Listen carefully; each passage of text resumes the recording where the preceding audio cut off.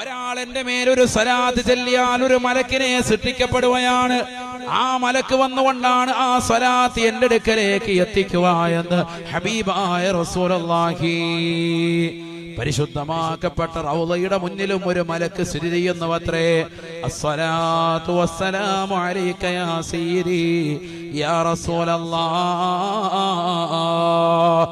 എന്ന ഒരു ഉമ്മ സ്വലാത്ത് ചൊല്ലിയാൽ, ഒരു സഹോദരൻ സ്വലാത്ത് ചൊല്ലിയാൽ, അവൻ അറിയാവുന്നതാകുന്ന ഏത് സ്വലാത്തും, ഇബ്രാഹിമിയ സ്വലാത്തും മറ്റേത് സ്വലാത്തുമാകട്ടെ, അതിശ്രേഷ്ഠമായ ഇബ്രാഹിമിയ സ്വലാത്ത് തന്നെ നീ ചൊല്ലിയാൽ തന്നെ റൗളയിൽ നിലകൊള്ളുന്ന മലക്ക് പറയും, നബിയെ തങ്ങൾക്കിതാ ഇന്നാലിന്റെ മനുഷ്യൻ സലാം പറഞ്ഞിട്ടുണ്ട്, അവൻ സ്വലാത്ത് ചൊല്ലിയിട്ടുണ്ട്.